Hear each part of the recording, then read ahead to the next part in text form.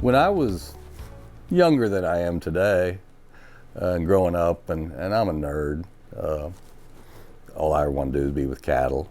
All I ever want to do, I understand them. And here I am sitting in front of a video, and all of you are staring at me, and it just scares me to death.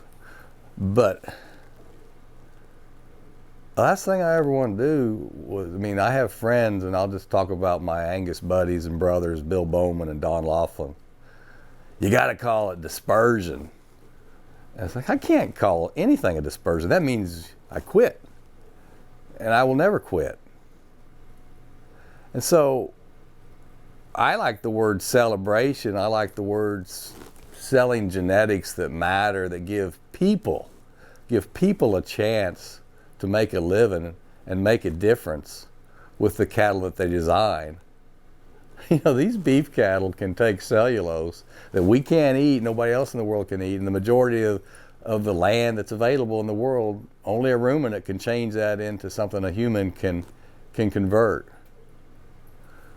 But when you think about what these beef cattle can do with that cellulose and ultimately the protein that's the desired protein in the entire world, that's exciting.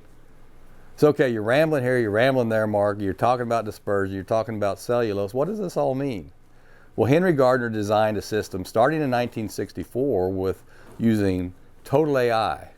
And some called it, you're crazy, Henry, or you might call it revolutionary. I was 3 years old, so I was like, hey, this looks like fun.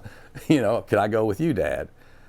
And so you work and you achieve reproduction and you have the challenges, and that's been well documented that we were not able to make change because we didn't have good information that objectively measured cattle to measure those differences for the traits that make money.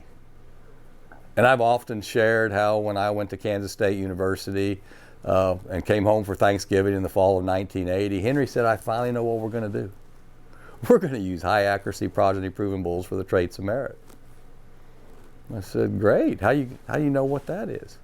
And so he went back in the documentation of all the bulls we'd used from 1964 to 1980. He averaged all those up. He said, these EPDs, which was new back then, say we can't make any, they were 0, 0, and 0 for these traits of magnitude, so it made no change.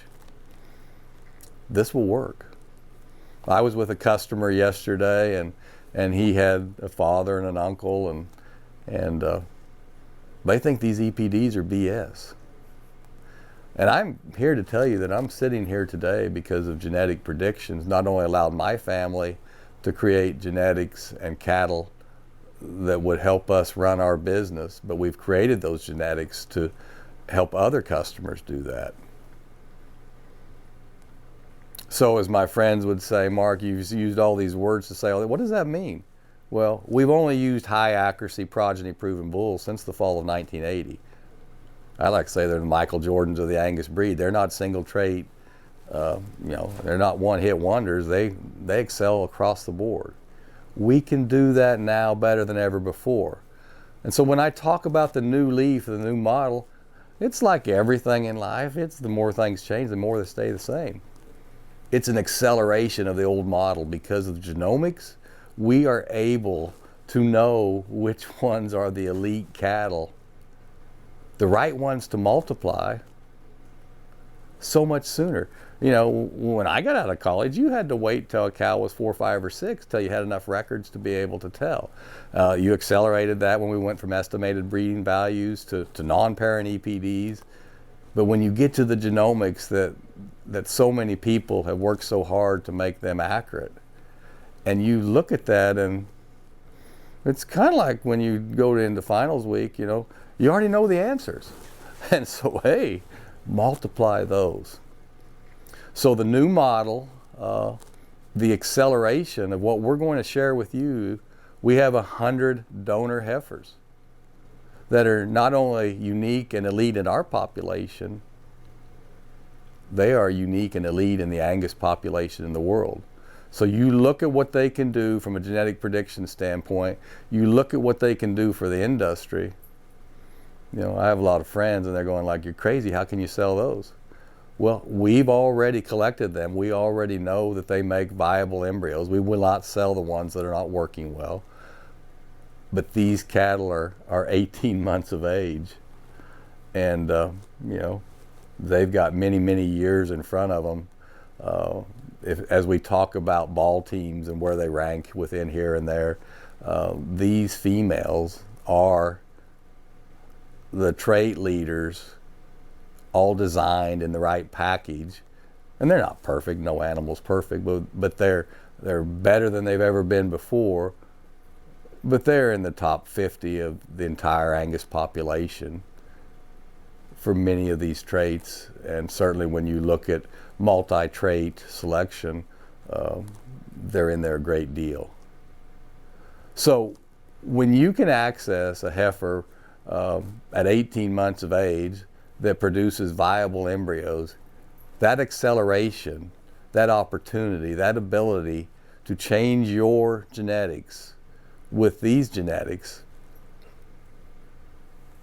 is unprecedented. And so when you think, okay, it's not precedented, yeah, we've sold the absolute best that we have every single year. We have a Bill and Dawn, we have a dispersion every year, and we've done that for 30 years. We've always done that, but now it's accelerated to the point where we can share with you our 100 best selected from 1,000 females that are truly unique in the population. We're excited about these females. These females will make a difference. They will make you money if you make disciplined, good decisions with them.